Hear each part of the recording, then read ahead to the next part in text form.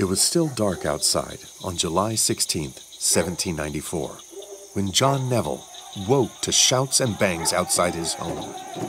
Peeking outside the window, he spied 50 men brandishing rifles and clubs. They claimed to be there to protect Neville and asked to be let in. But Neville knew better. These men were likely from the same groups that had been harassing Neville for months. Neville was a tax collector, and to the mob outside, he was the worst kind of tax collector. He was responsible for taking the duties on distilled spirits in the rural countryside outside of Pittsburgh, Pennsylvania. The crowds outside his window demanded that he return their money and burn the records of those who owned stills. Even more, they wanted him to resign. Neville refused. The crowd grew more adamant. Neville rallied the enslaved men of his household and charged them with protecting his home. As the crowd swelled, a gunshot rang out from the house, mortally wounding a man. Suddenly, bitter black smoke engulfed the entire property as gunshots peppered the early morning gloom. 5 protesters were wounded. 1 died. The mob quickly fled. But the next night, over 400 locals returned. Some say it was as many as 800. This time, Neville was ready. 11 soldiers from Fort Pitt guarded his home. Once again, the situation exploded into violence. 2 rioters and 1 soldier died. Many more were injured. In a desperate attempt to save his life, Neville fled into the woods behind his home. As he hid within the dark trees, his sight may have been filled by the blaze of his home behind him, as rioters set fire one by one to all of the buildings. Neville was not the only tax collector to be attacked. Since 1791, opponents of a new tax on whiskey and distilled spirits had escalated their demands. Violence had erupted before, but the attack on Neville's home led to a new crisis. Emboldened protesters set their sights on a new target, the city of Pittsburgh. Their numbers swelled to 7,000. These rebels wanted not only the repeal of the excise tax, but freedom from the limits of federal authority. For Washington, the rebellion held echoes of the revolution of days past. Except this time, the rebellion was against his administration. And it wasn't just Washington's presidency in the crossfire, but the entirety of the federal government. What were the limits of the federal government's powers in suppressing domestic rebellions? And how would Washington prevent the so-called Whiskey Rebellion from erupting into a full-scale revolution? This is Inventing the Presidency, Episode 4, The Whiskey Rebellion.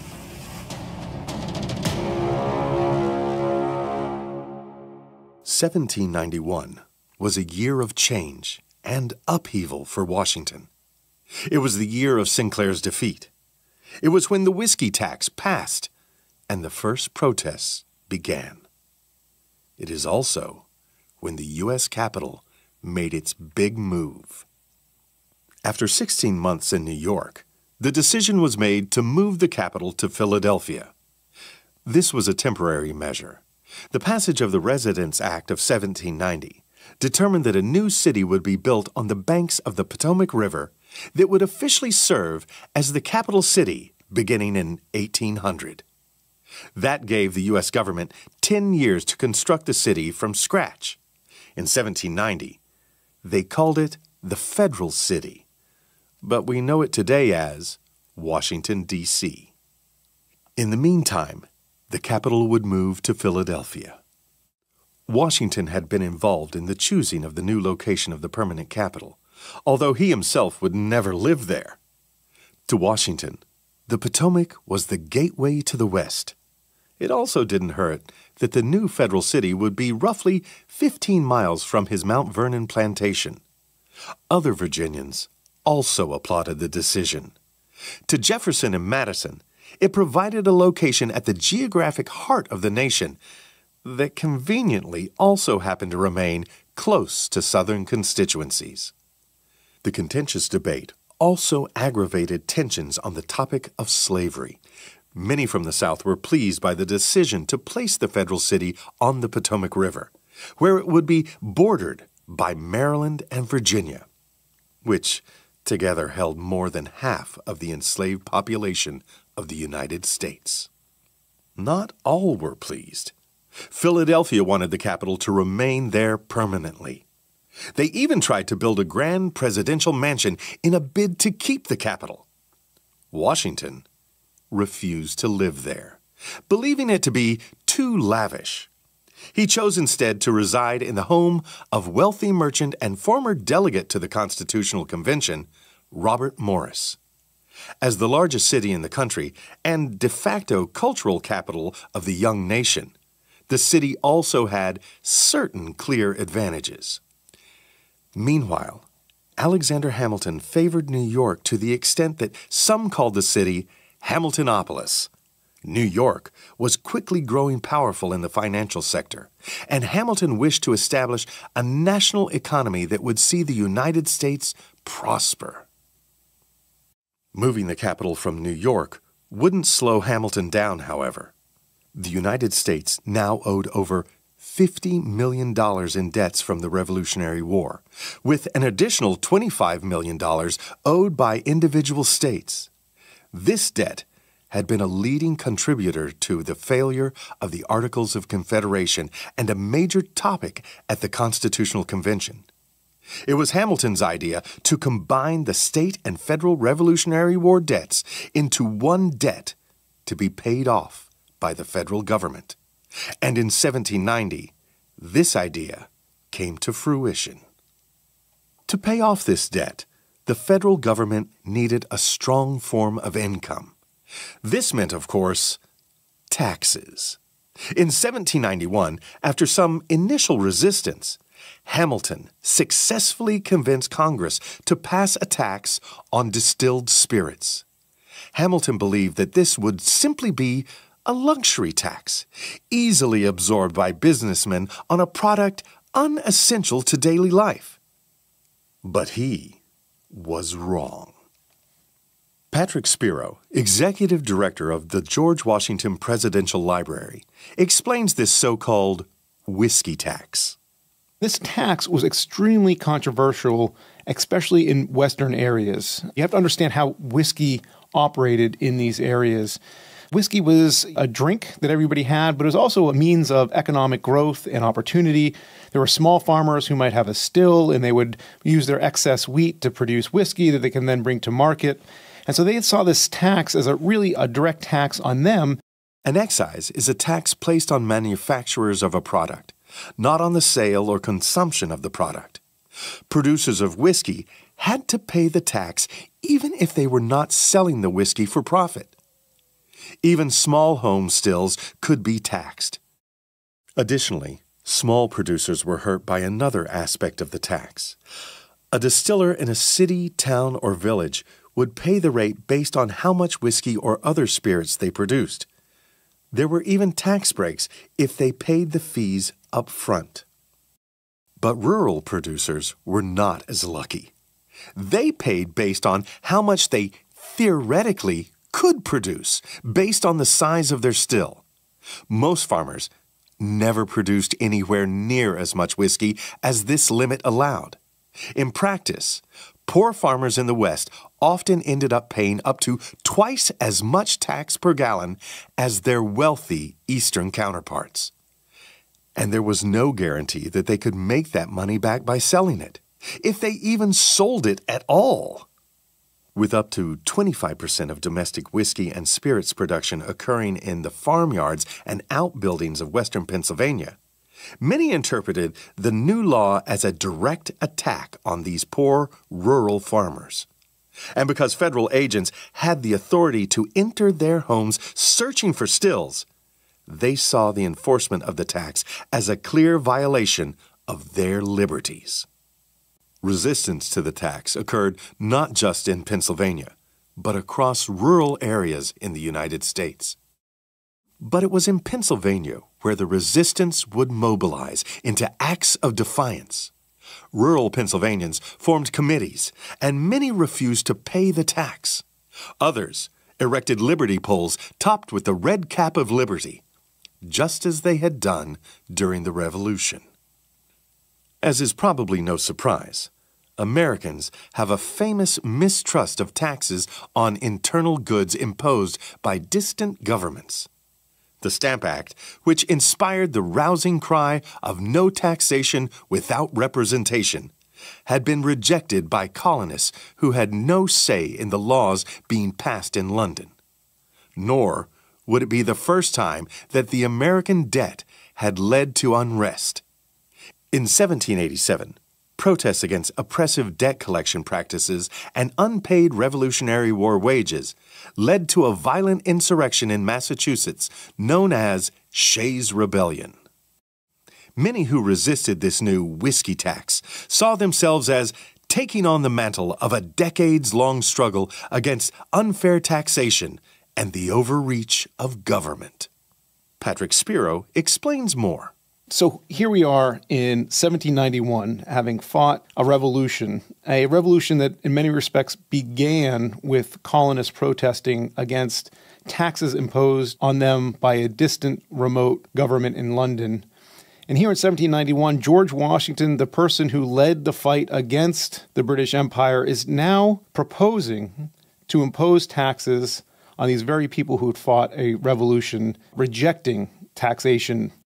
And what's interesting about the Whiskey Rebellion is Washington's arguments for it and the protest against it. It really sounds like it's the American Revolution happening all over again. Washington argues that this tax is necessary for the Union. The United States had taken on an enormous amount of debt after the American Revolution, over $70 million they had to pay off. And Washington believed that this debt was a national debt, and so he assumed the debts of the states along with that the Confederation Congress had taken on. And then they had to confront how to pay for it. And this is the exact same issue that the British Empire was confronting after the 7 Years' War in 1763 that led them to pass the Stamp Act and all the other taxes that followed it, like the Townsend duties and the like. And what Washington said is we need this tax in order to pay off our debt and to maintain our union, and that, in fact, as citizens, you should want to help pay off this debt. And those in the West could not believe that this was being passed on them. To them, this was a direct tax, one that really struck at their livelihood. And I think what bothered them most of all was a sense of unfairness in it, a sense that those in the East were passing this tax on them, these small farmers, cash-strapped, had to pay an excise tax for a part of their community and economic life that was essential to them. This excise tax was passed in March 1791. In August, the United States military lost at Sinclair's defeat. Confidence in the federal government plummeted. Those in the Western territories no longer believed the government could protect them against raids by Native Americans. And with the tax, many believed that the federal government did not have their best interests at heart. These fears spoke to a larger ideological divide that was widening between Americans. At this point in American history, there were no formal political parties. There was, however, a growing partisanship between the so-called Federalists and the Anti-Federalists. The public faces of the divide were Alexander Hamilton and Thomas Jefferson, both members of Washington's cabinet. Sandra Motes explains. Hamilton and Jefferson, largely over the decision to pay off the Revolutionary War debts, they end up with two very different interpretations of the Constitution.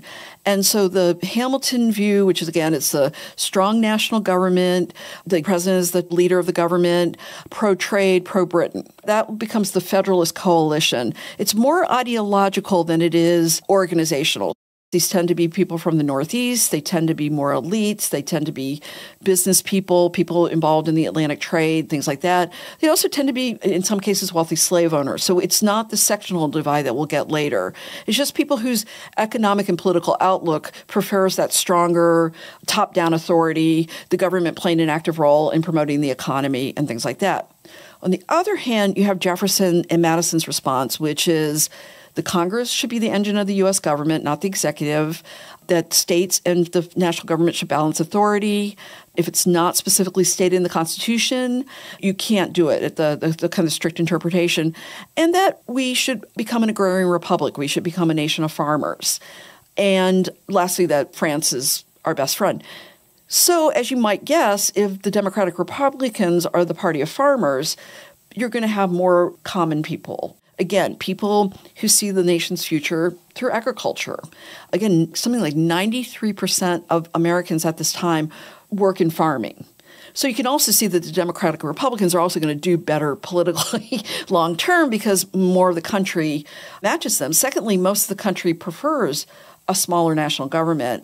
It's more of the common man, people who work with their hands, artisans, farmers, people who want a small national government, only when it's absolutely necessary.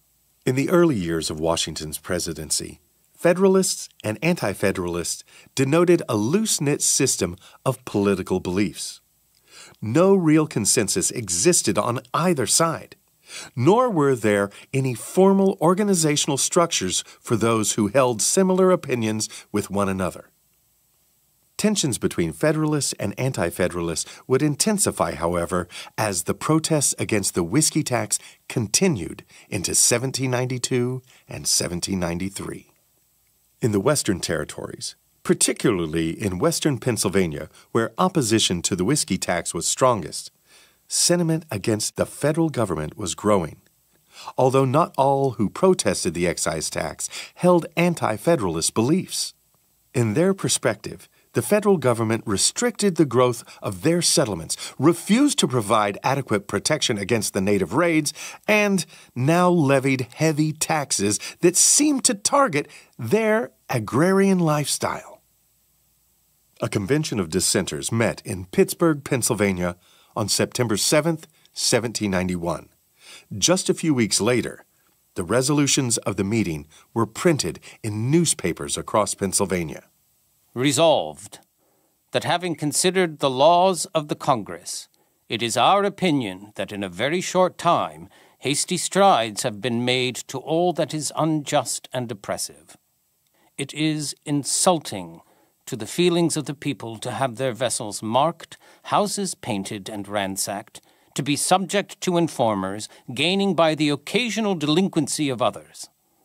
It is a bad precedent, tending to introduce the excise laws of Great Britain. Resolved, that in the opinion of this committee, the duties imposed by the said act on spirits distilled from the produce of the soil of the United States will eventually discourage agriculture and a manufacture highly beneficial to the present state of the country. That those duties which fall heavy, especially upon the western parts of the United States, which are for the most part newly settled, and where the aggregate of the citizens is of the laborious and poorer class, who have no means of procuring the wines, spirituous liquors, etc., imported from foreign countries. Just a few days later, on September 11th, violence broke out. Alexander Hamilton would later report on these events to Washington. The opposition broke out in an act of violence upon the person and property of Robert Johnson, collector of the revenue for the counties of Allegheny and Washington.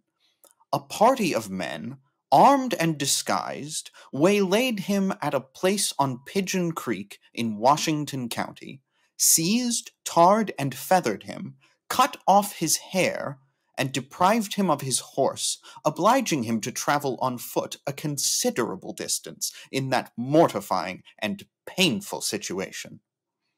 Sometime in October 1791, an unhappy man of the name of Wilson, a stranger in the county, and manifestly disordered in his intellects, imagining himself to be a collector of the revenue, was so unlucky as to make inquiries concerning the distillers who had entered their stills, giving out that he was to travel through the United States to ascertain and report to Congress the number of stills, etc.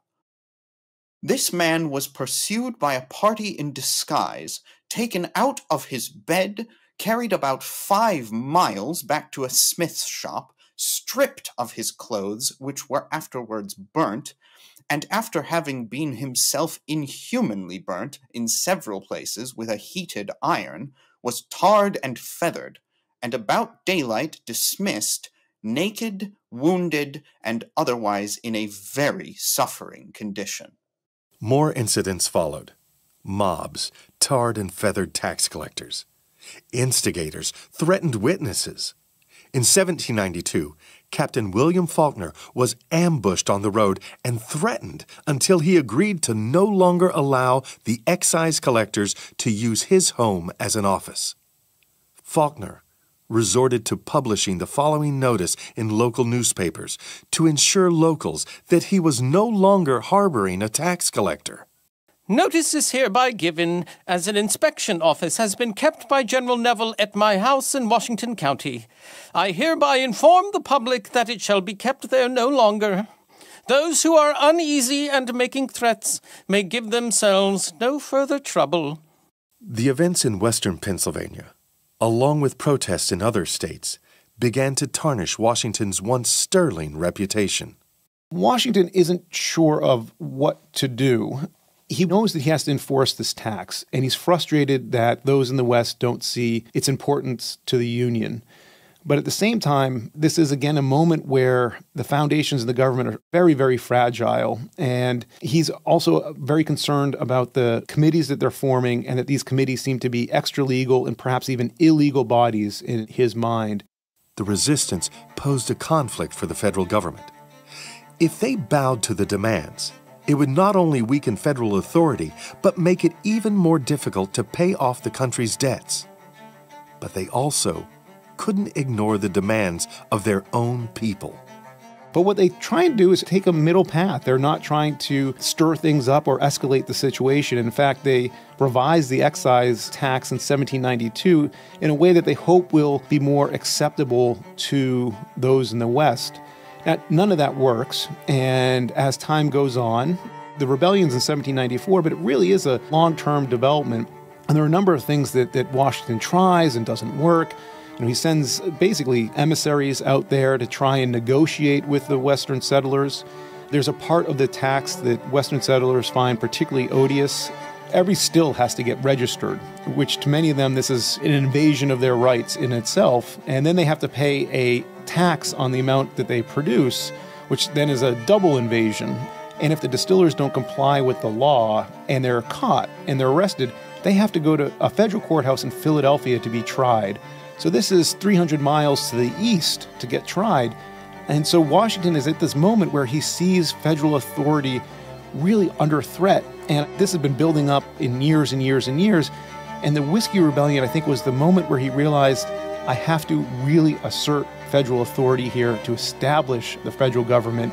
I can't continue to try and take half measures and soft pedal things, which he had been doing beforehand because he didn't want to perhaps escalate things too much. The Whiskey Rebellion, I think, was the moment where he said, this is it. We've got to assert federal authority.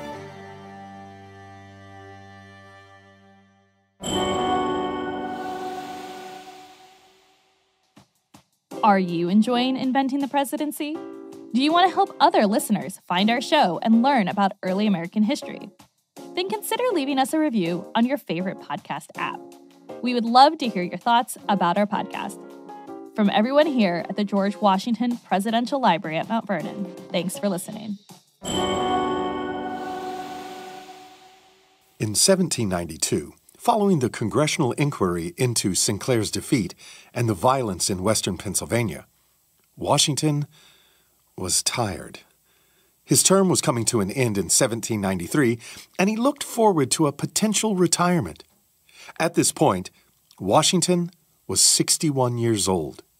He still yearned to return to his farming at Mount Vernon, and the stresses of office had worn at his health. Washington doubted whether he should take a second term as president. In November of that year, he confided his concerns to his close friend Elizabeth Powell. Powell was alarmed by the suggestion that Washington might retire. She feared, like many in Philadelphia, that Washington's departure would tip the scales of power towards those who sought to disempower the government Washington and others had worked so hard to build. The Whiskey Rebellion was far from the only thing on Washington's mind at this point. The British were at war with France and were seizing American ships carrying goods into French territories in the West Indies. They were also building new forts along the Miami River, not far from the site of Sinclair's defeat. The yellow fever epidemic raged in Philadelphia, forcing Washington to temporarily move his office once again, this time to Germantown, Pennsylvania. We'll discuss all of this in more detail next episode. With all of this and more in the background, Powell knew that the United States needed Washington more than ever, and she made it her mission to convince him of the same. So Powell put pen to paper and wrote to Washington. My dear sir, after I had parted with you on Thursday, my mind was thrown into a train of reflections in consequence of the sentiments that you had confided to me. Your resignation would elate the enemies of good government and cause lasting regret to the friends of humanity. The mistaken and prejudiced part of mankind that see through the medium of bad minds would ascribe your conduct to unworthy motives. The anti-federalist would use it as an argument for dissolving the Union. Will you withdraw your aid from a structure that certainly wants your assistance to support it? Can you, with fortitude, see it crumble to decay? I know you cannot, you will not. But you will say that there are abilities and virtues in other characters equal to the task. I will venture to assert that, at this time, you are the only man in America that dares to do right on all public occasions. Washington likely understood the fragile status of the U.S. government at that moment. So he agreed to stand for a second term, and for the second time, he was elected unanimously. His second term began on March 4th, 1793, and he gave what remains the shortest inaugural address in American history. In about 135 words, Washington thanked his countrymen for the honor and promised to uphold the Constitution. It was a simple speech that belied a complicated political realm. Powell's fears of the anti-federalist seemed increasingly relevant in the following years. In 1793, the formation of so-called Democratic Republican societies began to disturb staunch Federalists like Powell.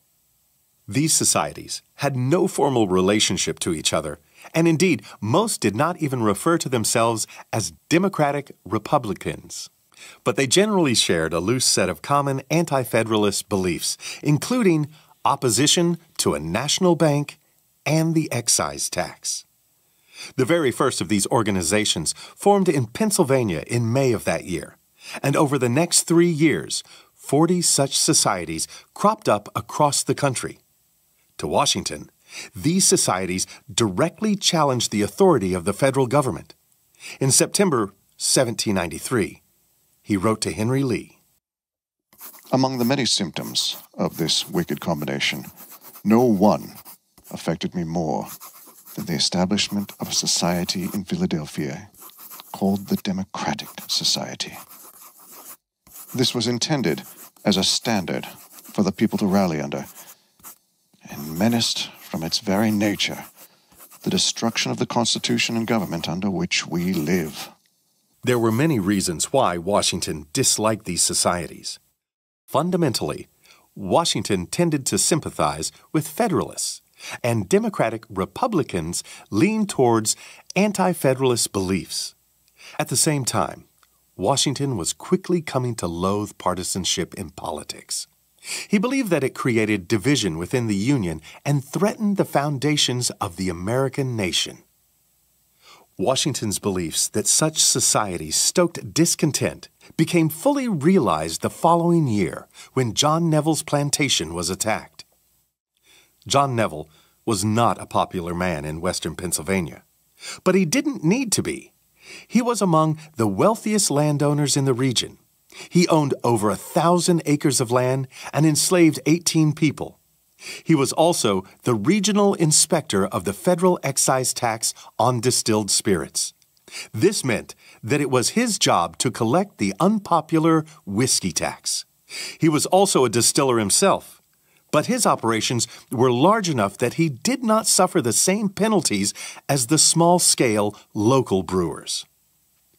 Positions like tax collector or county sheriff were often granted to men of means.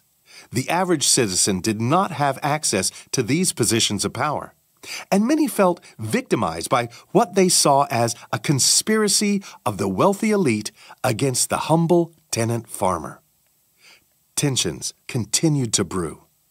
Many distillers had refused to pay the tax. A crowd burned effigies of Neville in the summer of 1793. In November, another tax collector by the name of Benjamin Wells also suffered an attack on his home. Washington offered a $200 reward for anyone who could provide information about the assailants. It appears to have done little good. On July 15, 1794, Neville left to serve papers to the rioters and non-compliant distillers when 30 or 40 armed men surrounded Neville and his companions on the road. It was reported that a few of the assailants had shot off their guns in warning. Fortunately, no one was injured in this incident. It was not the first time, however, that Neville had encountered resistance on the road, but the protests were clearly escalating. Perhaps because of this incident, Neville may have anticipated what was coming next. The next morning, on July 16th, a mob formed outside his home.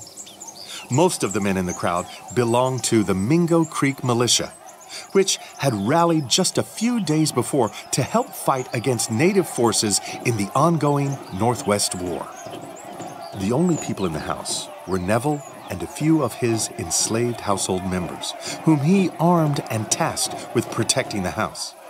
As the crowd grew more rowdy, someone from the household shot at the mob, sparking an exchange of gunfire. One of the protesters, a man named Oliver Miller, was killed, and the crowd quickly dispersed. But they would return the next night, bigger and stronger. Accounts vary as to the size of the mob that night. Some said it was 400. Others claim it was as high as 800. Many of them blamed Neville for the death of Oliver Miller the night before. This time, Neville would not be taken by surprise. Using his old Revolutionary War contacts, he assembled a small detachment from Fort Pitt, commanded by Major James Kirkpatrick, to defend his home. But the 11 or so soldiers he gathered paled next to the hundreds that surrounded his home. The protesters, led by popular Revolution hero John McFarlane, made the following demands: that Neville would resign his post and never again take another as a tax collector. But Kirkpatrick claimed that Neville had already left the house. He offered to allow no more than 6 men to enter the home and search it so that they could take the papers they wanted destroyed. McFarlane agreed on one condition: that the soldiers abandon the house and give up their arms. Kirkpatrick saw this as an obvious trick. He believed that the goal of the protesters was to destroy the house in its entirety. Kirkpatrick refused, and the battle began. For an hour, the two sides exchanged gunfire. According to some accounts of that evening, McFarlane either heard or saw a sign of parley coming from the house. Believing that Kirkpatrick was ready to negotiate, he ordered his men to cease fire. He then emerged from the trees from which he had been hiding. Within seconds, he was dead, shot by Kirkpatrick's soldiers. The militiamen went into a frenzy. From their perspective, Kirkpatrick had tricked McFarlane into giving up his position so that they could murder him. In response, they began to set fire to the entire property. 8 outbuildings went up in flames. The heat of the inferno was so intense that Kirkpatrick and his men were forced to surrender before the house itself burned. That night, as fire consumed the last of Neville's buildings, the protesters carried the soldiers off, where they forcibly held them for several days. The success of the Mingo Creek militia, paired with the despair at McFarlane's death, reinvigorated efforts to protest the whiskey tax. The fervor quickly spread to the surrounding counties, and plans were made for a new assembly at Braddock's Field in August. This assembly would precede a march to Pittsburgh, where they planned to overtake the city's garrisons. 7,000 rebels attended the assembly at Braddock's Field. Hugh Henry Brackenridge, a close compatriot of George Washington and other founding fathers since the war, had gained much political prominence in Pittsburgh and published the Pittsburgh Gazette, which had become a major bulletin for the rebellion's call to action. Brackenridge became tentatively involved in the rebellion, and he was present at Braddock's Field. This is his account of the events there. The ground where Braddock fought is on the east side of the Monongahela, and on the same side with the town of Pittsburgh. The militia from Washington County had therefore to cross the river in order to come upon the ground. They had arrived in great numbers at the same ford where he did, and were now upon the ground. They were amusing themselves with shooting balls at marks and firing in the air at random. There was a continual discharge of guns and constant smoke in the woods and along the bank of the river. In the course of the day, a great subject of conversation had been the taking the garrison. The query everywhere was, were we to take the garrison? I answered always that we were. The query then was, could we take it? It was answered, no doubt of it. But at a great loss? Not at all. Not above 1,000 killed and 500 mortally wounded. This loss, to the more thinking part, appeared very serious. Various modes were proposed of taking it. Some thought of providing stakes with sharpened points and rushing up with those and putting them in the portholes, obstructing the firing from them, while others were cutting away, others with their rifles taking off the men at the guns, in the blockhouses of the bastion, as the Indians took off the artillerymen in Sinclair's expedition. I was asked what was my plan of taking it. I suggested the undermining and blowing up a bastion, but they would fire upon the diggers. Besides, it would waste powder. To some complaining that called out so hastily, they were not well furnished with provisions. I proposed starving out the garrison, but these were apprehensive that they would starve out themselves. Back in Philadelphia, Washington was facing one of the largest threats yet to the unity of the United States. So the Whiskey Rebellion was one of the biggest crises Washington faced, and this is in a presidency that faced what seemed like an endless stream of crises. For me, the part of the rebellion that is the most striking, and I think the one that shows how much things had escalated, were the battles that happened in western Pennsylvania. The federal marshals who were trying to enforce the tax got into armed conflicts with the rebels, and 2 rebels were killed. This was an extraordinarily tense situation, and I think everybody involved realized or felt that the future of the Union was at stake. This was an armed conflict within American society. And even though western Pennsylvania feels like it's far away, it's not Kentucky, it's not the Mississippi, it's a couple days trip from Philadelphia. So this was pretty close to the heart of the federal government as well. Washington gathered his cabinet and pondered over what to do. There was no question that strong action was needed to quell the resistance. But Washington was mindful of the limits of his office. On August 2nd, 1794, Washington and his cabinet met with Pennsylvania Governor Thomas Mifflin, Chief Justice Thomas McKean, Attorney General Jared Ingersoll, and Secretary of the Commonwealth Alexander Dallas. Disagreements arose about the best way to settle the increasing violence. The President declared his determination to go every length that the Constitution and laws would permit, but no further. He expressed a wish for the cooperation of the state government, and he inquired whether the governor could not adopt some preliminary measures under the state laws, as the measures of the general government would be slow. Washington wanted to use the military to quell the rebellion before it had a chance to start, but he knew that he could not proceed without everyone on board. And not everyone was on board. The intention of proceeding against the rioters being declared by the President, the Chief Justice expressed it as his positive opinion that the judiciary power was equal to the task of quelling and punishing the riots, and that the employment of a military force at this period would be as bad as anything that the rioters had done, equally unconstitutional and illegal. For now, Washington held back. The use of force was controversial. Edmund Randolph wrote to Washington shortly after the conference, begging him not to rush to put down the rebellion. If measures, unnecessarily harsh, disproportionately harsh, and without a previous trial of everything which law and the spirit of conciliation can do, be executed, that indignation will give way, and the people will be estranged from the administration which made the experiment. One motive assigned in argument for calling forth the militia has been that a government can never be said to be established until some signal display has manifested its power of military coercion. This maxim, if indulged, would heap curses upon the government. The strength of a government is the affection of the people. Washington knew that he needed to convince Governor Mifflin and others first that all peaceful options had been taken. Washington sent a team of commissioners to negotiate with the rebels.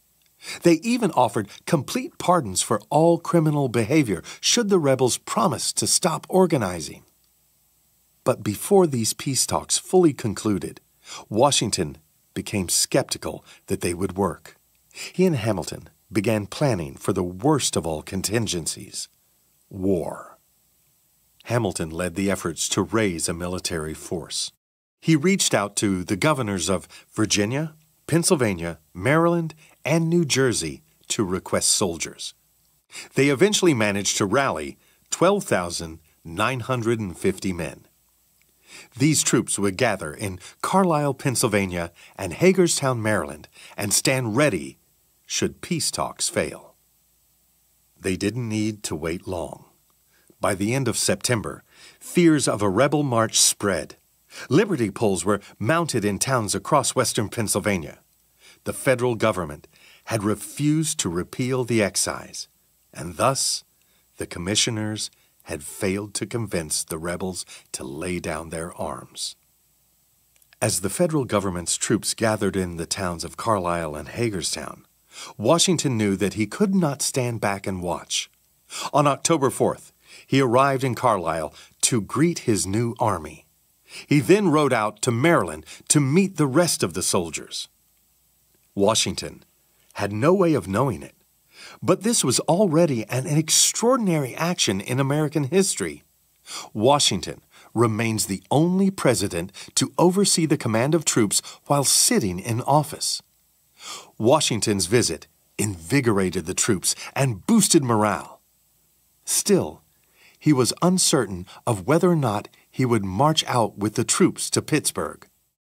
After reviewing the troops and speaking with other military leaders, Washington determined that he was not needed.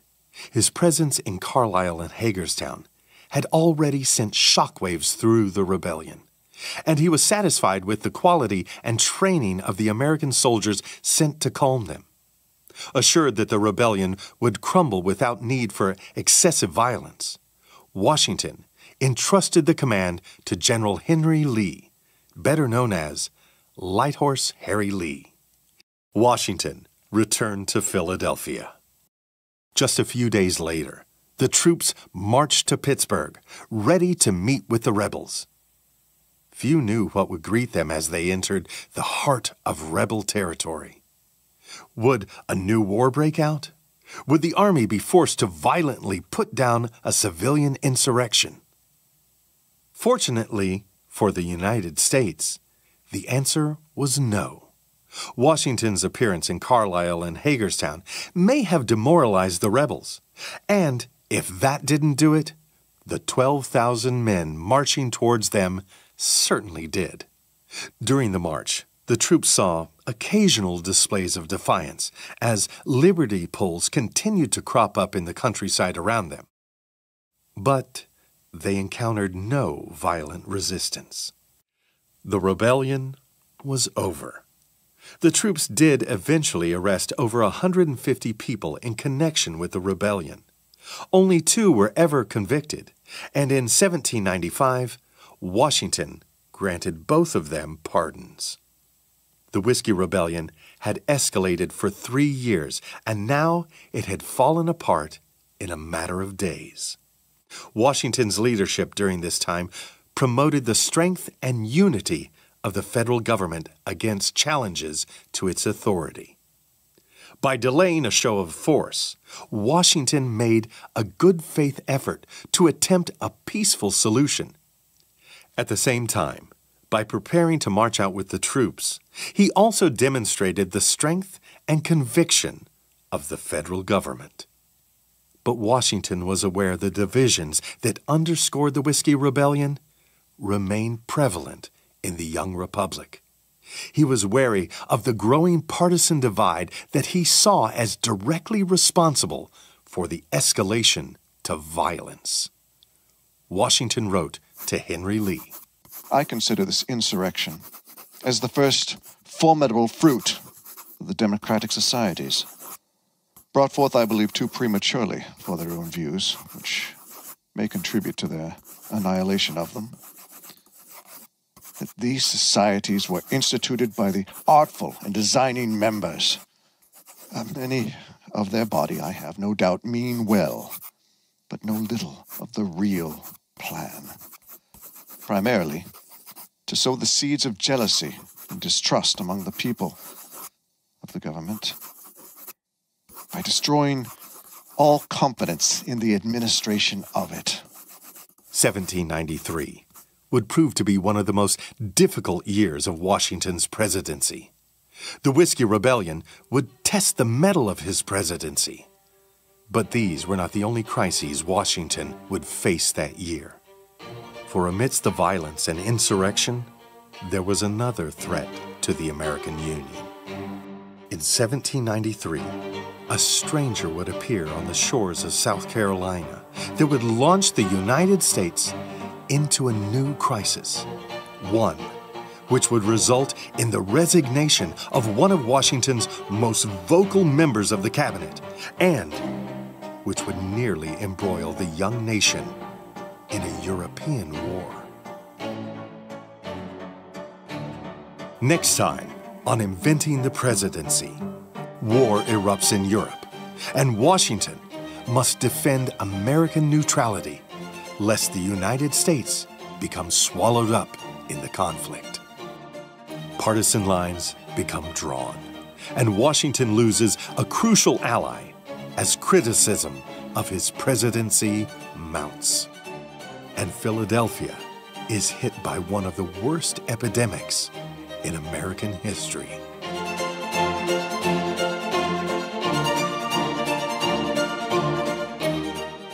Inventing the Presidency is a production of the Mount Vernon Ladies Association and CD Squared Productions. This episode was written and directed by Dr. Ann Fertig. Audio production was done by Kurt Dahl of CD Squared Productions. Production assistant was Jacob Cameron. Narration by Tom Plott, with additional voice acting by Dan Shippey, Matt Mattingly, Samantha Snyder, Breck Pappas, and Nathaniel Kuhn. Additional fact-checking was performed by Dr. Alexandra Montgomery. We would like to thank our contributing scholars to this episode, Dr. Patrick Spiro and Dr. Sandra Motes. To hear more great podcasts from Mount Vernon and the George Washington Presidential Library, visit georgewashingtonpodcast.com or go to www.mountvernon.org.